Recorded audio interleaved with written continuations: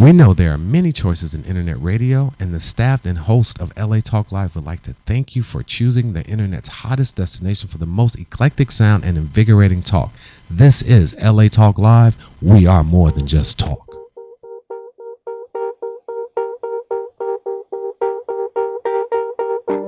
Birds flying high, you know how I feel. Sun in the sky, you know how I feel. Breeze drifting on by, you know how I feel. It's a new dawn, it's a new day, it's a new life for me, and I'm feeling good. Hello and welcome to La La Land on LA Talk Live. That's Dorothy Dillingham Blue. Look over there, it's Brett Chapin. Thanks for joining us on La La Land. This is the only nationally broadcast show by Los Angeles artists about Los Angeles artists on episode 146. Mm-hmm. Wow. Oh, yeah. I know. Believe it's been that many? Woo. So, congratulations to us from the live studio audience. So it's kind of an open show today, and Dorothy and I were just going to have some conversation. Yeah. And I was on Facebook last night and talking with Mr. Actor-producer Doug Oliphant, who is, I guess we could call you a regular on this show. You've been on 3 or 4 times. So, and we were talking about some of the things that are going on in LA stage right now and things we're going to talk about on the show. And he seemed to be as affected by them as I am, as well as everyone else. And so I said, hey, why don't you, with 12 hours notice, why don't you come on the show and join us in the conversation? And he gracefully was able to do that. So great. Thanks for being here, Doug. Welcome. Yeah, thank you for having me here. How's Ever After going, Dorothy? Ever After is going very well. We've been rehearsing this week and working with small groups and all that kind of thing. I love giving time to small groups to make sure everyone's getting their characterizations down pat, because it's a challenging show for some of the characters. They are on stage almost the entire show. They don't really have a break. So they have to still be in character while putting the focus on whatever's currently the action on stage, because it's set up in a talk show format. Okay. So we have studio audience and we have the guests and we have the hosts, and it's a lot of fun. This is Ever After at Theater Palisades. TheaterPalisades.com. Opening when? Opening February 28th. Awesome. Yeah, really soon. That's 4 good. weeks. Yeah. It was funny. I came in for a board meeting the other day, and Dorothy runs the youth theater at Theater Palisades, and she was instructing them on dancing, and they were doing some dance. And we were. It was awesome. We were. We do some dance in there. Musical theater is very movement based. I think people don't realize that sometimes. And like a couple weeks ago we did a 4-minute mambo song, and I had to really teach them how to mambo, because people aren't taking the classical dances anymore. They just sort of watch it on Dancing with the Stars or So You Think You Can Dance. You're like, oh, I can do that, and then they go to do it. They're like, oh, this is hard. But a challenge is a good challenge. I think there's no such thing as a poorly chosen challenge. I think you can go for it. They were dancing the Gangnam Style when I was in there. Oh yeah, that's a challenge. That can be a challenge as well. Good stuff. We like to spread the joy there. Well, Break a Leg, opening February 28th. Yeah. Yes. Theater Palisades. And also continuing it at Theater Palisades is Talking With for the next 3 weekends. Yeah, next 3 weekends. Friday nights, Saturday nights, and Sundays at 2. Right. And then next week is when they have their staged reading of, I think it's Art Gage in Maryland, or Maryland I think so. Art and Gage, or something like that. It's basically about the relationship between Arthur Miller, Elia Kazan, maybe? Yeah, and Marilyn Monroe.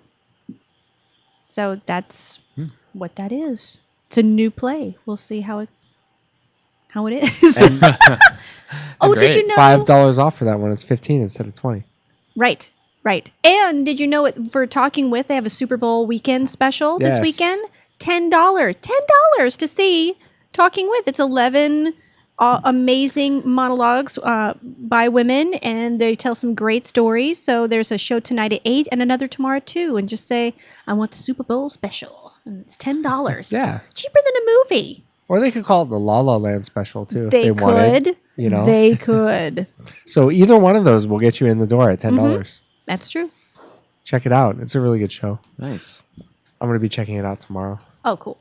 Tonight, I'm going to see a show called The Different Shades of Hue at the Road Theater. It's one of our, for Ovations, it's one of our required shows. It was one that was assigned. Oh. So I know nothing about it, and I know the Road Theater. I know they're great, so I can't wait to see it, see what they have going on there. Excellent. So yeah, you want to just take a quick commercial and come back and dive right into it. There's a lot to talk about on the show. You've been doing some fun stuff this week. Didn't you do some? Oh yeah, I did some fun stuff. I got paid to ride a roller coaster on a film. That is hilarious. Yeah. I'm like, say what? I know. Also noticed my husband's worst nightmare. Yeah, it was not. I think he'd be okay with this one though, because it was one on Santa Monica Pier. The real tiny one. Yeah. Oh, okay. Yeah. It just goes up and down a couple times. And around the bend, and then you're done. The most is that around the bend. That's it. Yeah. I had crazy. Right now is the high commercial time for auditions, and I'm telling you, you know, as an actor, you have your audition clothes, and then your everyday clothes. You know, the ones that you keep nice, and the ones you're like meh. And I have my audition jeans. My special audition jeans that I feel like they zip correctly. I look taller. Good luck. They're dark. Yeah, they're lucky jeans. And so man, they've been getting a workout. So, good times. I like going in for those auditions. There's been some weird ones though. There's no description. There are no boards up. You get to the sign up. You have no idea what you're about to do before you walk in the door. Nothing. That's a little unnerving. Yeah. It is unnerving. And I have to question why they think that's a good idea. I mean, wouldn't you want us to prepare? Doesn't that make the shoot day a lot faster when you have a prepared actor? That's for the commercial audition? Yeah. Yeah, or they did the free-form interview kind. Yeah, that was weird. It was like, "So where are you from?" I'm like, why do I need to know this for a security company audition? This makes no sense. I mean, usually you can gauge what a person is and what they're giving off commercially, what people would associate with them from, 7 seconds, 10 seconds of just seeing them in a room. I guess doing anything, as long as you could speak coherently. Yeah, there are times though. I was talking to my friend Nicole. She's booked a lot of stuff, and she said so much of what she does on set is about taking and putting the glass down like this, not like this, right? But like this, and not everybody can actually do that. So, what would you know from an interview if somebody could? Well, true, yeah. So, anywho, commercial auditions are weird. I had one where I had to pretend I was washing a car. And just in the air. Oh yeah, How do you do that and look realistic if you don't have the car in front of you? It was bizarre. You do space work. You haven't done your space work in your. Oh, apparently not. Or I had one where I was on a treadmill. I was on a treadmill without rails. Okay, so they started it slow, and then you were up to a good jog, and it was I was full on running, and they had someone behind me in case I tripped and went flying backwards. Yeah, Ben? Yeah, I was just want to speak of what Brett said when he said he was acting like he was washing the car and there's no car. Well, isn't that the same as when you in a box? Not in a box. In a box. But in a cartoon or animated movie where you got to pretend that. Like a green screen? Yeah, a green screen. You have to pretend that the rabbit's behind you or beside you. Roger Rabbit is next to you and he's not. Yeah, I think so. So it just pretends. I worked a green screen once. Oh yeah, it was kind of fun. Oh, that's cool. They were throwing water pellets at me, and I had to react to them like they were bullets. It was kind of awesome, actually. Really, I guess there was stuff going on behind me. I had no idea. I couldn't see, but what you were doing the Matrix? I was doing the guy that gets shot in the shoulder. So Oh man, or it like was fun. mocap. Have you ever done mocap, like motion capture? No. When they put the dots on you. I have a friend who's done a lot of that. Yeah, and she. That's awesome. I've always wanted to do that. I know, right? Yeah, get in be the so great. unitard and be Oh, all like, man. la, la, la. Sounds like a lot of fun. Yeah. What goes on those green screens behind you when Well, that's happening? You don't know sometimes. Nothing, huh? You don't know at the time, Yeah, but they insert whatever's going on. these are crazy things. So Movies. wild. That's why I love being on film sets because you get to really see what they're like. I mean, for a one-page thing, it's like 3 hours. They Mhm. spend so much time on stuff. Yep. Yeah. It's unbelievable. Yeah. I should mention one more fun thing from this week. What did you do? Okay, I don't know like what kind of a weird world we're living in, but somehow I was working on Glee, and I can't say much about the scene or be very specific about who was there, but there were some very well-known people there, and you'll see the episode when you see it. But for some weird reason, they thought that I was a good enough dancer to be featured, and they were probably just featuring me because I was a weird dancer, but. They took me and another girl and they said, "Hey, you guys come up here, dance like up on the stage here, like just you two."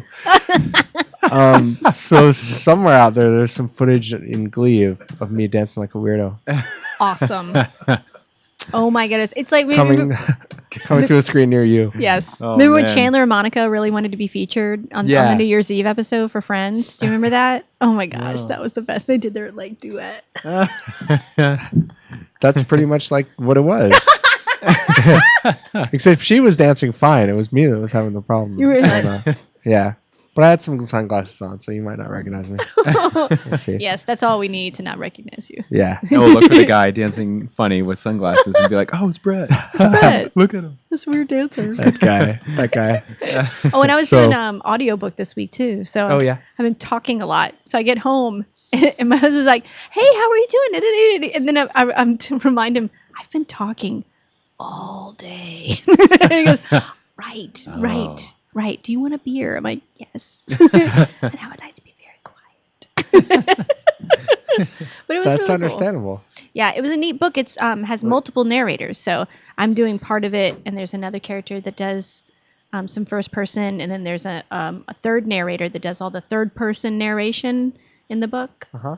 It's pretty cool. We're Nice. having Dan Musselman. He'll be on. He is the founder of Books on Tape, which is now Random House, Penguin Audio, on and on and on. He'll be here in about 3 weeks.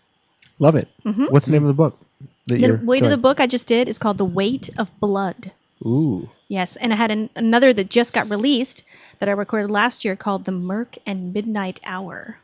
That is so cool. Yeah, yeah. Nice. They're Dorothy really neat. reads to you. I do. At a I bookstore near mean, you. for hours. Like I can read to you. I mean, The Murk and Midnight Hour. That's like 12 plus hours. So Nice. you know, I Wow. can take you to Vegas and back. That's right, me. Get you there. That's my co-host. I can do that for you. So I don't know, if you guys want to talk about Books on Tape or any other topics that we're talking Sure. about today, you just want to call in and say hi. Call us at 323-473-3100, 323-473-3100, right here. Mm-hmm. And Eric is reminding me the number is right here. And we also take questions on Twitter during the show at La La Land Talk. And excited to talk to Doug Oliphant.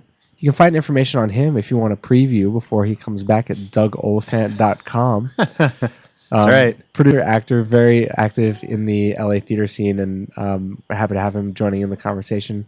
Some of which today will probably be about the LA theater scene because there's a lot going on. There is.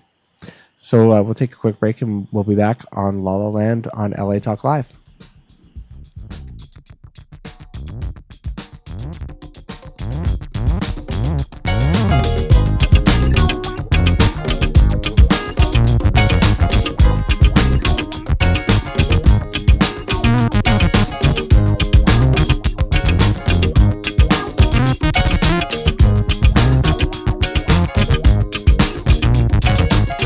I like to see you boogie right across the floor.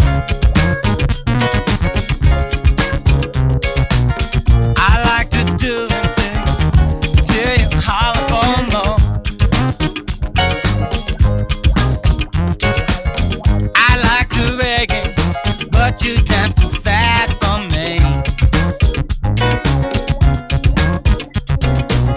I like to make love to you so you can make me scream.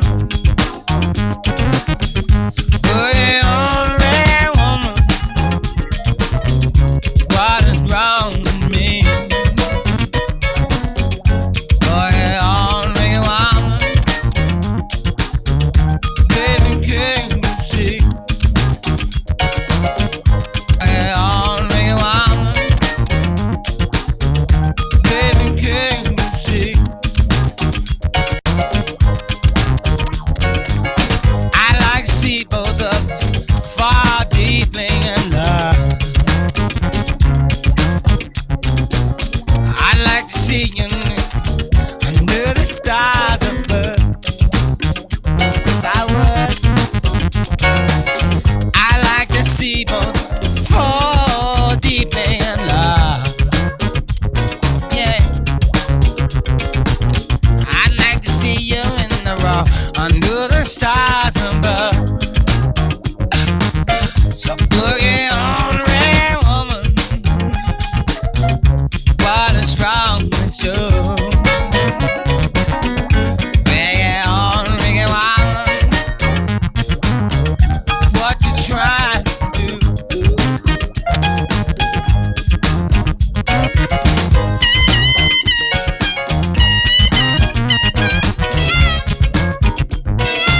Can I play?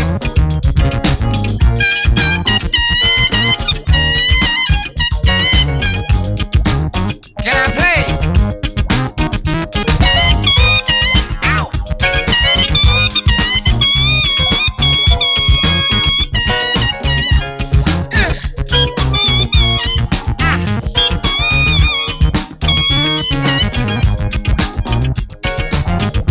Bring on, red woman.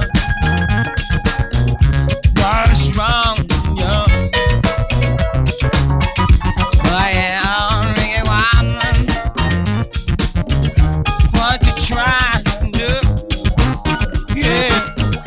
Bring on, red woman.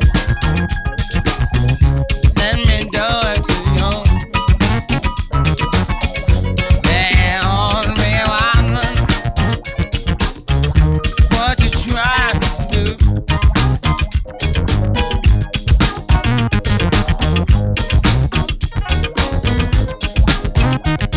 Oh!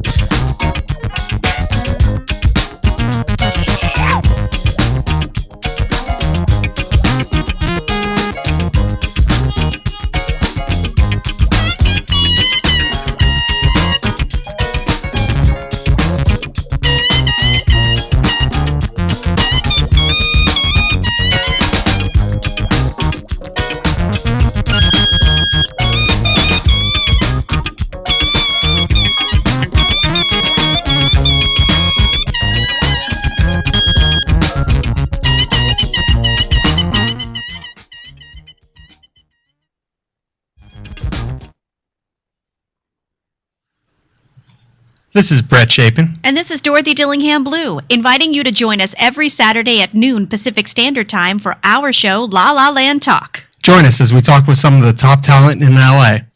Artists' untold stories, your phone calls, and live on-location broadcasts have made La La Land one of the best sources in LA for everything entertainment. So don't forget to tune in to La La Land Talk. Exclusively on latalklive.com. You can also catch us on iTunes Radio R&B, Live 365, Radio Flag, and now Stitcher Radio.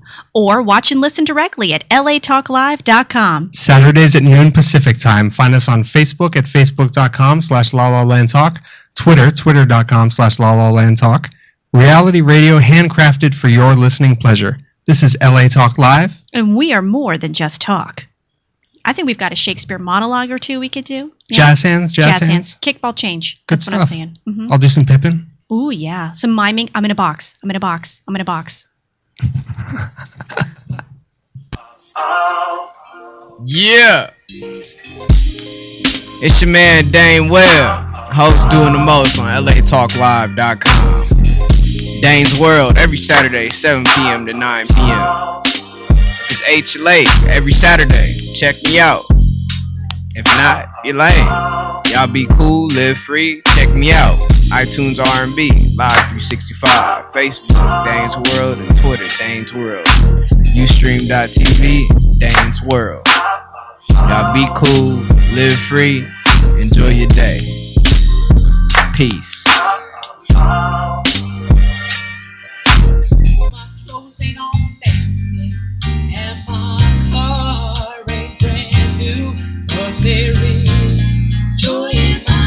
Hello, I'm Joel Ramirez And I'm Lolita Robinson Coppage, and welcome to Joy in My House on LATalkLive.com.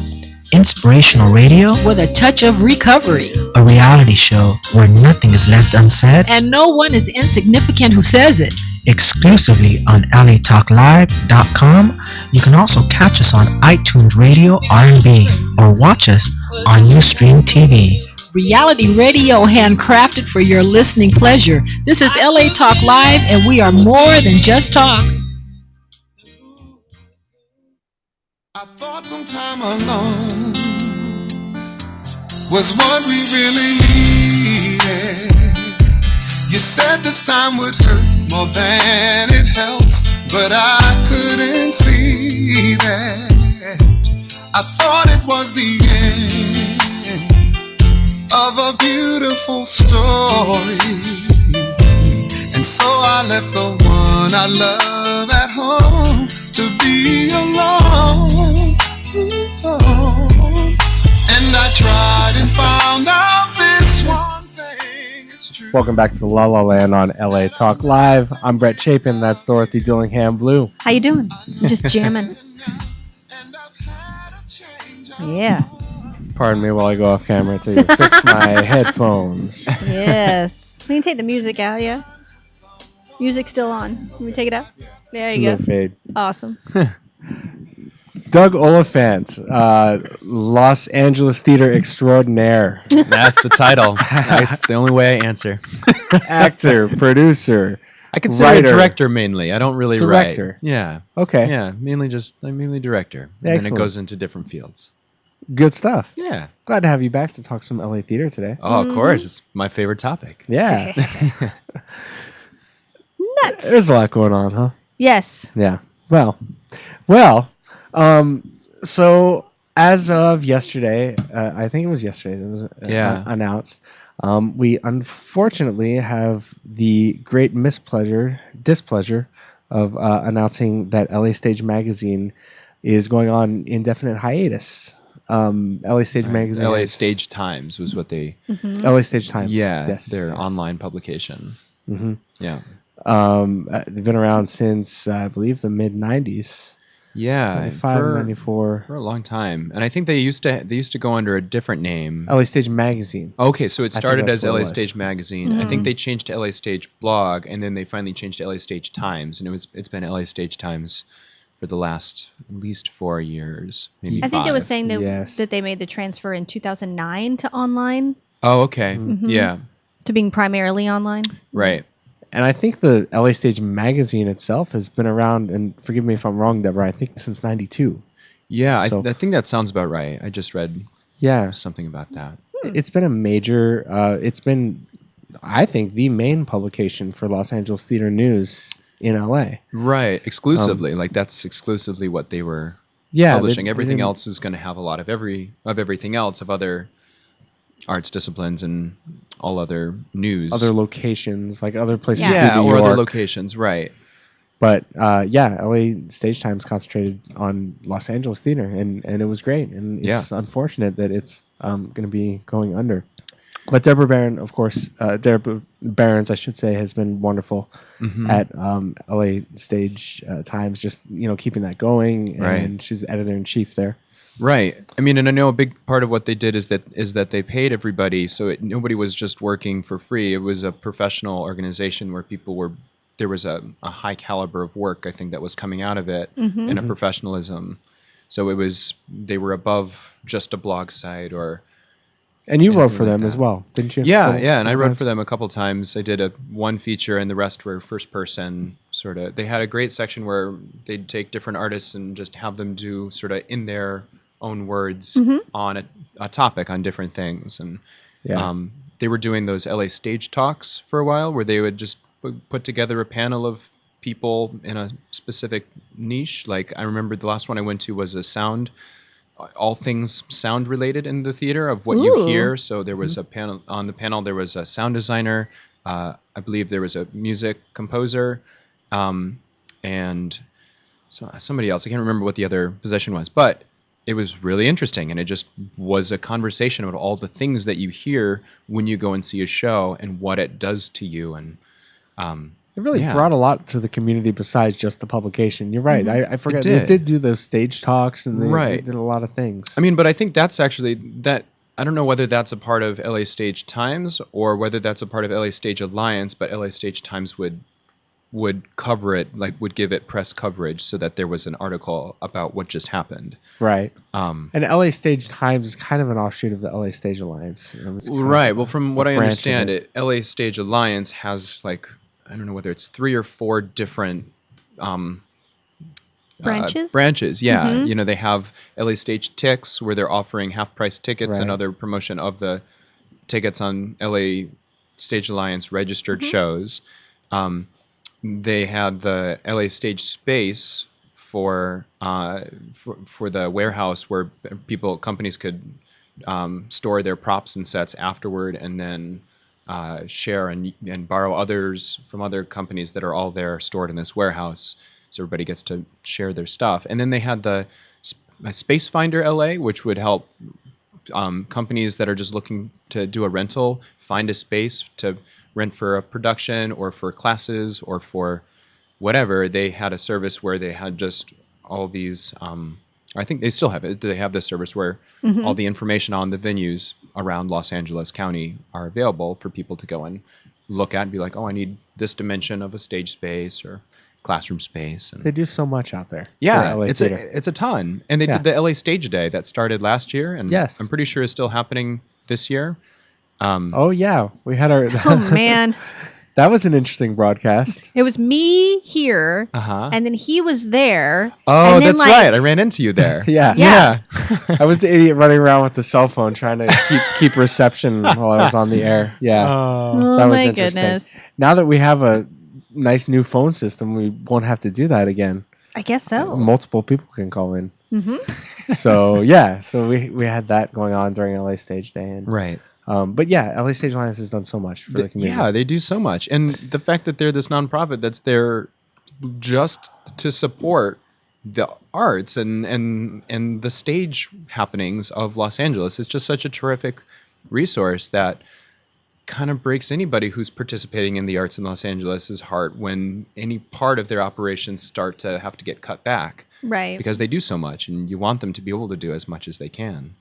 Really. And we talked on the show the last couple of weeks about the cuts with Doug Clayton leaving the LA Stage Alliance, right. Longtime VP of operations over there. And it seems, the show at the Geffen that was recently canceled, we were talking about that in the commercial break, canceled 2 weeks before it opened. Right. There's been a lot of cutbacks and things going on in LA theater. So what's the solution, guys? What can we do about it? I mean, I love talking about the things that are going on, and we like to voice our I don't want to say complaints, but our concerns about LA theater. And it's hard to find one answer, but I mean, suggestions? Well, I think, I think it comes down to money. It always comes down to money, and where does the money come from? And the arts, at least the nonprofit theater arts always exist because of private individuals or grant sponsors from the county, the city, or the federal government, the National Endowment for the Arts, different organizations like that giving money for the betterment of the American people or the citizens of Los Angeles, or something that's going to enrich the culture. So people are giving the money to go and make this happen.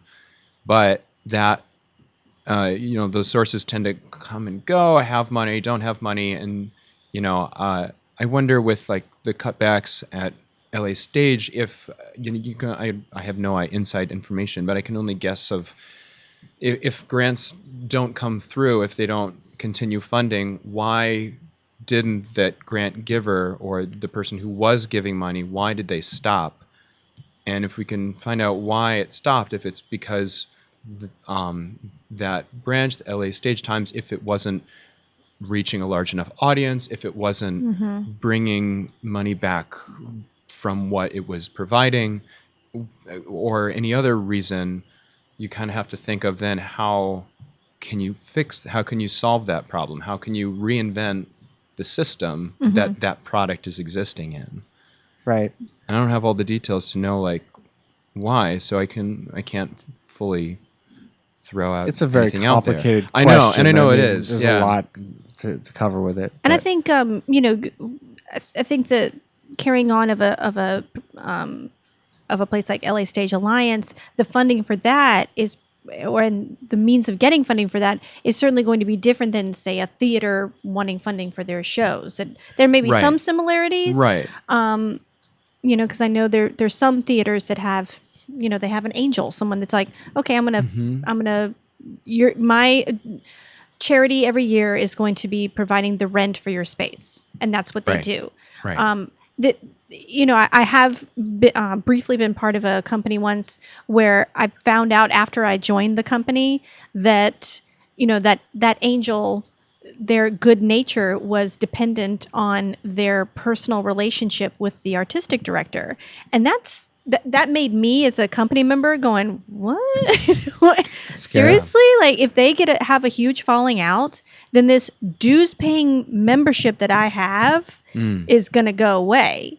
And so for me, I was like, well, that's a poorly run company and I'm out of here. So, yeah. Yeah, I mean, the money has to come from somewhere, and it's interesting because I thought that the LA Stage Alliance, I know that they qualified for some grants this year, and some really good things were coming to them. Yeah. So, I'm not behind the scenes either. I don't know what's going on, but it seems like it was going smoothly. Well, I mean, the other thing too is that they had that massive Kickstarter campaign, $25,000 Kickstarter campaign to go and start the space, and it was successful, very successful, and there was a huge support from the community for that. And I think a lot of people, the majority of people, I'd say, that are active in the LA theater community felt that was absolutely worth investing in, investing in LA Stage Alliance and investing in the space that was going to come back and serve them.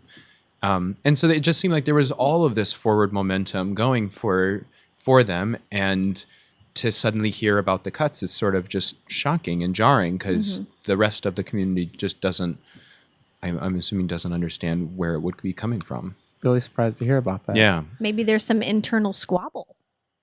Could be. Possibly. Yeah. But Stephen Lee Morris and Michael Seal have raised the suggestion. And we have a caller. Awesome. Hello? Hello, caller. Hi. Is Dorothy Dillingham there? Yes, this is she. Can you turn your radio down? I don't have a radio on. Your computer? Can you turn your computer the volume down? I don't have a computer on. Oh, okay. I'm just hearing some background. But anyway, who's this? This is your old Falcon principal, Tom Harden, calling from San Diego. This is Jessica's dad from last week. Hey, Jessica's dad. Oh my good, Dr. Harden, how are you? I am good. Is this live, or are people hearing this? Yes, you are live. You are live. Oh, well, that's exciting. I'm still going to brag about you two and the nice young man that helped keep you guys focused. Sir, I was blessed to have Dee Dee in my life, and I hear her giggling. I was so blessed. Donna McKenna Crook, what we call lovingly our drama mama. The drama mama, yes. I came in from South Chicago, the first black superintendent in Columbia, South Carolina. He told me a few months after I got the position back in the mid-'80s, he said, you've got 3 years to get, I hope this is okay, Dorothy. He says, yes. You've got 3 years. He says, we are in a predominantly white district in the city of Columbia. Most of the white families have fled to Heathwood, Hammond, and a few other places, and Flora has a reputation as being somewhat of a thug school. Mm-hmm. He says, you've got 3 years. He says, you bring together 3 combinations. He says, you're white, you've got a PhD, you're a stranger to the community, you don't owe anybody any favors, you don't know the politics, and you've been a dean of students and a principal in South Chicago, and the reports I get is that you have really good rapport with the black community. So we came in, and we got students, maybe Dorothy, you were already scheduled to go to Flora, but we got Elizabeth Carpenter, Allison Munn, we got the Johnson. I mean, we just got a ton of people, and my point to all of this, sir, is that in the 6 years I was there, our enrollment went up about 300 students, and we became, with Donna's help, we became the 7 high school district magnet school for dramatic arts. And I believe Dorothy, and I know Jessica and Kevin Davis and a whole group of folks spent 4 years. We had some wonderful live community theater in the community. We took field trips up to New York to see plays, and I just want to say, Dorothy, Sally and I, Sally's Jessica's mom, Sally and I were just absolutely thrilled at not only the delightful banter that you two had reminiscing and about the good old days, quote unquote, but bragging on my own kid, the technical knowledge that she had, and how you both drew out of her just some fun experiences. And Jessica's she's worked extremely hard at this, and I'm trying to help her out as best I can. So with that, Dorothy, I'm going to shut up and say, how are you, darling? Well, I'm doing well. Thank you. And I remember my my time at Flora being very great. What I enjoyed about my time there is that it was, to me, there were no cliques. There were definitely groups of similar interest, but they were open to everyone. So even when even though I wasn't particularly interested in soccer, or I wasn't particularly interested in other things, what we fostered was people in attending each other's events. So do you remember when we did Lunchbox Theater? Do you remember that? Yes, I do. Yes, and that was a great way to bring everybody, people who maybe didn't want to come back to school at night, or maybe they didn't, their families weren't theater watchers. For $1, they could go into the theater during lunch, and we wrote a series that was kind of a riff on 90210, and we did an entire season of Forest Acres 29206, which is the area. But what was fascinating is that people who usually didn't go to see theater in our high school, they started to come see that. And our season finale was sold out. And that was the thing, is that's what Donna and what you also fostered, was this idea that everyone should support each other. And I think that's what made my experience in high school more positive and good. And not to embarrass you or anything or get too sloppily nostalgic, but I honestly do remember when I was walking across campus and I saw you coming toward me, and you said, Dr. Harden, I got into Northwestern. Yeah. And I was so happy for you. I mean, not to sound snobby, but that's a kick-ass school. Can I say that on the radio? You can. We're on internet radio. You can say whatever you want. It's L.A., right? But I just,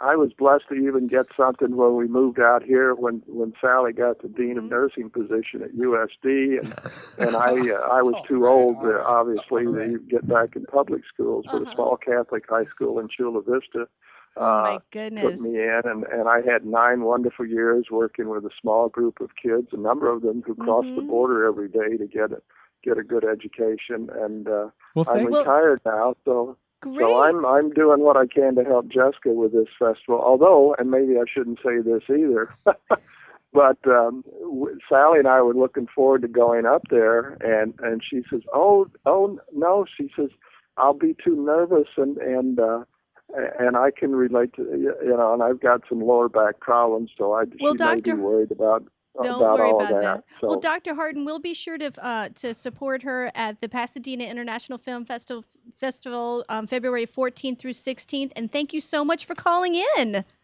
Well, you take care of yourself. Love you, kid. Thank you. Love you too. Take care. Bye-bye. Bye-bye. Dr. Harden is my favorite caller ever. And yeah, I mean, that is completely him, That's by the him. way. He has not changed at all. Nice. 20-something years. Jessica was last week. This is Doug's week. That's so funny. Back to LA Theater. That trip down Amnesia Lane. But the thing that I was going to say when you're talking about how do we grow it, how do we keep it maintained, is that I think there's, we're talking about what these actors and these writers need right now, but we're not thinking about who's next. Like, what about the education aspect of it? These are places that I think are an untapped means of revenue, frankly, that theaters aren't really taking advantage of. They're doing outreach and they're doing it for free, and that is also nice. But I think you have to think about the education of the next group and how you're catering to those audiences as well. To bring it back. Yeah. Absolutely. To bring it back. Bring it all back. Bring it back. We were talking about the idea too that Stephen Lee Morris, Michael Seal, and David Elder have right now of creating an online publication that's Los Angeles theater criticism. There have been a lot of cutbacks at the LA Weekly as well. They're going down from 8 reviews a week to 2 reviews a week. So Stephen Lee Morris of the LA Weekly said, "Why don't we just start an online publication?" Right. I hear you. I mean, I hear that suggestion, and my fear is it's going to become like Facebook comments for theater novices. And, there are people that go and study how to critique theater and film, and they work on that, and that's a point of view that I think is important. And I think there's a lot of, hey, I could be a critic too kind of thing going on right now. So much of that. And if you've never seen Shakespeare, you should really never review it, like ever. If you don't know about it, you have to be an educated person in order to give a full review, in my opinion. If you're not going to at least 2 shows a week, I think you need to not be doing reviews. No. It's... I don't know. Right. Well, but his proposal wasn't for an online thing that anybody could be a part of. It was specifically for hand-selected critics that Stephen Lee Morris would I select. did not know that detail. Yeah, no, but so that it is a professional website that has, I guess, a curated selection of people that are doing the reviews. Okay. That would be nice. That would. But the central idea, again, like with where does the money come from, that proposal says that the money comes from the artists or comes from the producers of the theaters that are supporting it, which is like a super bold statement but it's not a bad one necessarily. But we've always kind of existed in a world of we make our theater and like it should be good enough as it is, so come and support it. And I think this, at least from what I understand of it, and I could be misinformed too, but the idea is that if you as an artist, whatever your discipline is, if you value theater criticism, then put a part of your marketing or your whatever budgets from your theater into this publication, into this movement, and it will serve you. It can serve everybody. But it still comes down to where does that money come from? So the question is should it be coming from the artists?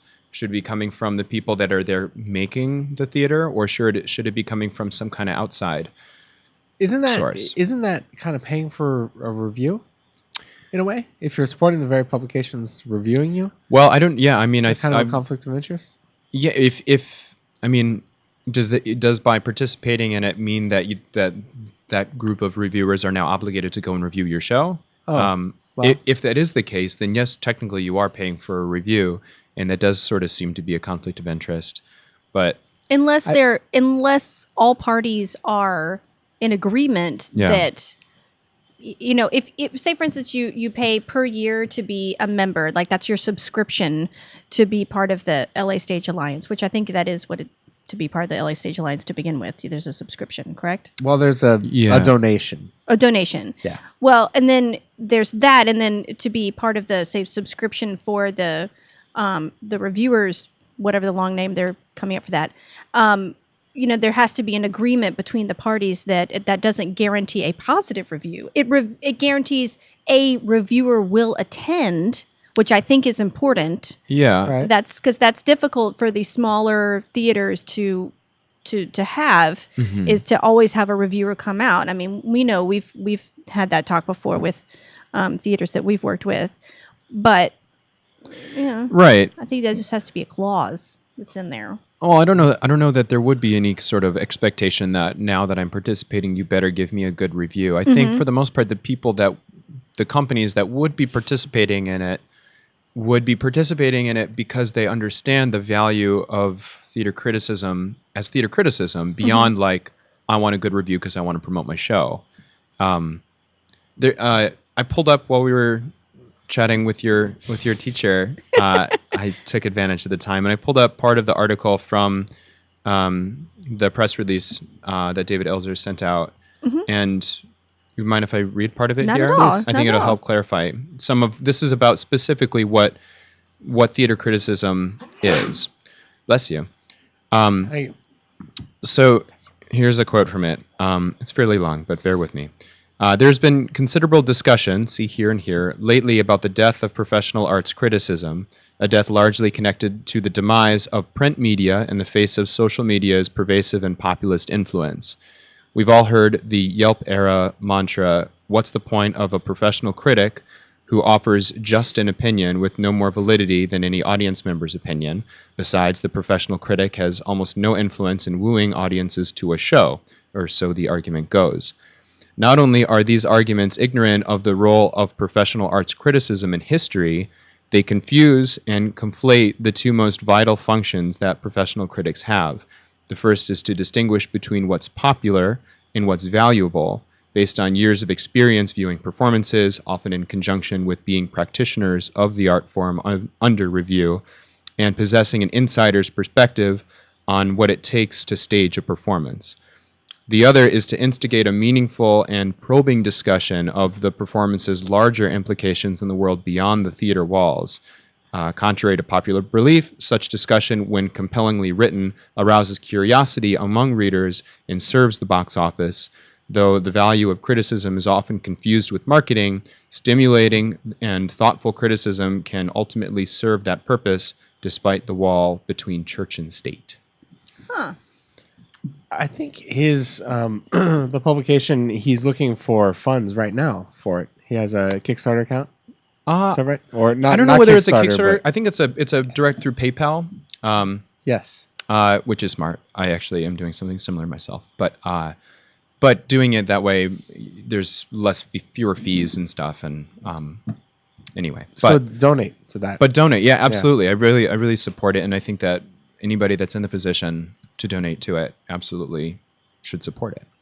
But the most interesting thing I think about that, and that I think is the overarching thing that everybody needs to be thinking about where theater criticism goes, is that theater criticism is more than just marketing for your show. It's actually historical documentation of an ethereal art form, of a thing that goes up and comes down and goes away.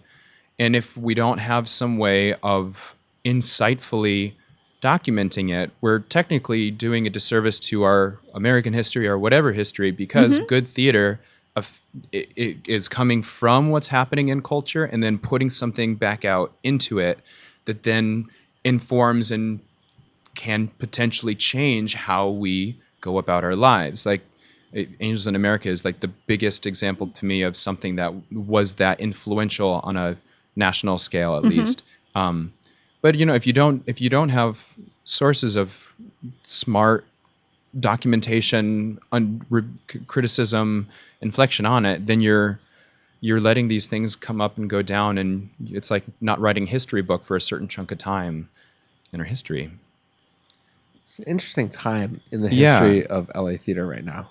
I think. And A lot of changes. it's we're looking specifically at LA theater, but I don't think this is a problem unique to LA theater. I think this is a problem in even beyond theater and in just journalism across the country, at least probably in other countries as well. But where it's everybody's struggling to go from print to online or to keep up with the social media and the Yelp and the Gold Star and the online things where everybody has a voice and everybody's sort of self-entitled to their opinions. And it seems that people like to listen to a number of collective voices, which is why I think websites like Bitter Lemons are so useful to gauge whether a show is good or not, because it's collecting a sample of different reviewers that have been already once selected by Colin at Bitter Lemons to go and say that these are people with an insightful opinion that are to be respected. But it's starting. It seems like today we're more concerned about the number of the general consensus as opposed to the one monolith like the LA Times. If they say it's good, then I don't care what anybody else says. I'm going to it because LA Times said it. I think we're more concerned of 8 people said that this was great, and they're all pretty good people, pretty smart. And that I'm going to go because of that. That's true. And I'm pretty sure that wasn't the case a while ago. I don't know how long ago, but before internet, really. I mean, it was just if you got a good review from the LA Times, you're set. It doesn't matter. Yeah, right. Now people are going to come to your show because they're reading it, they're respecting it, and they're like, oh, wow. Well, in that case. Yeah. But now we're in the age of sharing everything on Facebook, so it's about how many people can like your thing, share your post. That's really what generates levels the the playing field for shows. Yeah, in a lot of ways. You don't need that LA Times review if you have 20 other good ones now. Right. When we're talking specifically about the marketing of your show, how do you get people to come out there? Yeah. Yeah. Like I don't know about you guys, but especially if I have friends that I know and go see a lot of theater, I do think about that person and how alike we may be in our likes and dislikes, and that kind of colors how I take their thumbs up or thumbs down of a show, because they're like, oh my gosh, da, da, da, da. And then I'm like, but we never agree when we go see a show. I remember when I first got here, I had a friend who, she took me to 2 or 3 different shows, and after a while I'm like, I'm not going with you because you choose horrible shows. I don't know how you were showing these plays, but I mean I have to leave. I mean, they're so bad. I can't. They're all like really bad versions of Waiting for Godot, or oh man, I mean there was a production of Measure for Measure that I'm like, oh my gosh, my ears are bleeding and I'm about to fall asleep and I think I'm gonna die. And it was just bad. It was bad. But what's bad to you might have been the greatest show in the world to her. So weird. It's so strange, but it is objective and yeah. And that's kind of the thing, and that's not a bad thing. I think we should all realize that any kind of artistic thing is subjective. Everybody has a different opinion, and you can't make one product can't please everybody. You end up usually having to sacrifice whatever depth or artistic integrity to create a commercial production that will appease to more people. If you look at Broadway or commercial touring shows, they tend to be more generally appealing to general audiences, where things that are more complicated, that might delve farther into an issue, a problem or something, are going to appeal to a smaller group of people that wouldn't. The other people who like good theater may be like, well, I thought that was terrible because X, Y, and Z, and I don't know. But I think it's just important to remember that one show can't please everybody. Yes. Usually. And that's okay.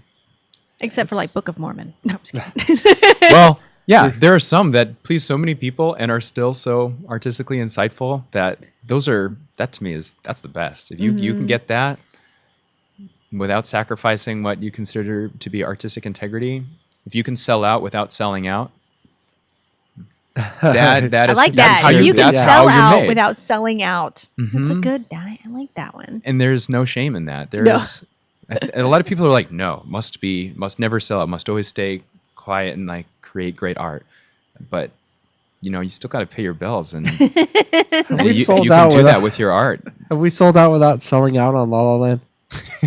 Oh. No, well, no. I mean, we haven't sold out yet. I know. We need major sponsorship before Exactly. we sold out. Then we'll know. All right. Then we'll know. Yeah, if you guys start Hints, changing hints. your content, and then if I stop coming on the show, then I'll know that you've sold out. Yes. Yeah. That will be the litmus. That's it. Right Well, it there. was funny because we were talking a couple weeks ago about how there were suggestions in the beginning of this show, suggestions from some people that we talk a lot about political stuff, so maybe we should make this a political show. That would have been selling out, I think. Because it was at a time when I was tweeting a lot of opinions. Yes. You know, political opinions, and people thought that that's what this was about, and it's not really what this is Meanwhile, about. I'm like, I'm on my way to Starbucks. You know, Yeah. I mean, like, Yeah. my son is so cute. You know, and that's Totally different pages. We're completely different tweet Facebook personalities, I would say. Wouldn't you think? I think so. Yeah, and that's okay. Yeah. Sometimes I tweet to Justin Bieber. You haven't tweeted to him, have you? Never. No. All right. Well, you're missing out. I'm gonna tell you. I tweet to like Jesse Tyler Ferguson. Like that's who I tweet to, or Seth Rudetsky. Yeah. So that's who I tweet to. Who, by the way, are just as cool as Justin Bieber, if not cooler. I think so. Have you? Yeah. I mean, have you seen? There's like a petition to deport Justin Yes. Bieber. I'm so excited. Have you seen the one to not deport Justin Bieber? No. There's an opposite one that has like 1,000 signatures, and the other one has 20,000. It's kind of Wait, funny. which one has the most to To deport him. deport him? Yeah. Well, yeah. I gotta say, once you're And it's really, going to Congress now too. it has to. Yeah. It reached a proper amount of signatures so that it's going to Congress as to whether or not. Jeez. Well, or is it Congress or just the president? I don't Think know. Anyway, but The yeah, government. I guess someone Man. in the government is getting Yeah. Well, this I think the document. president has to acknowledge it. Yeah, he has If to it's- acknowledge it. Yes, Yeah, he has to 20,000 or acknowledge more. it has received enough signatures. But Interesting. and then of course there was some meme saying, "Hey, look, we sent him all." Canada says we've sent him all innocent and everything. You're the ones who turned him into the raging lunatic. Wow. They kind of have a point there. That's kind of true. Yeah. Oh, Justin. Oh, Justin. From theater to Justin Bieber. We're all over the place It's a on this natural, show. are. natural bridge. So, I mean, I'm glad that we did get to talk about some solutions Mm-hmm. and not just the problems today. Right. There's options out there, and just Deborah Behrens and Danny Oliver and Steve Julian, Don Shirley, you, Doug Oliphant, so many people have worked on LA Stage Times and done a terrific job with it. So we're sad to see it leave, but we know that there's great things in the future for all of you. And for they the are saying future that of it's on Los Angeles hiatus. theater. I think if they do find the funding or the means to go and get it back up again, and I believe it would come back. Yeah, But I hope until they that do. time, yeah, I know they're calling it a hiatus. And it might So. even only be 6 months. You never know. Yeah. Who knows? Yeah. Good stuff. Yeah. Good stuff. All right. All right. Who's coming in next week, Dorothy? Friend of yours? Yes, Brian Bataka is Yes. coming from the Actors Salon. He'll talk about actually this weekend he's in Chicago doing some seminars on the creative work-life balance, on how to basically it's how to do your art and eat at the same time in a way and still stay sane, and that's Ain't it though? very important. ain't it though. So look forward to talking to him. He's Nice. another friend of mine on Facebook for the last couple of years. I had no idea. And you didn't know him. why? Yeah, I had no That's idea. why. hilarious. Well, sometimes I go in and request people that are like influential, but then they all end up being your friends. It's Yeah, well, funny. I know a lot of people. Yeah. Anyway, Our YouTube channel is coming along very smoothly. excellent. We have 75 episodes up now. Get out. Yes. None with me. None with you. We're getting to you. You know, All right. All right. We gotta get this thing rolling slowly. Okay. Sounds good. I'm not a millionaire. All right. And so we have about I think almost all the episodes from 2010 up. Okay. So go check those out. There's a link to that on our Facebook page, facebook.com/lalalandtalk. You can also find us on twitter.com/lalalandtalk. You can send us an email at lalalandtalk@gmail.com. And That's about- stay tuned for Brian Pataka next week. That's right. Thank you, Doug Oliphant. Thanks, of course. Thank Doug. you so much. And for all of us here at La La Land Talk, that's Dorothy Dillingham Blue. And there's Brett Chapin. Yes. This is La La Land We'll on get that LA straight one Talk day. Live. We'll see you at the top.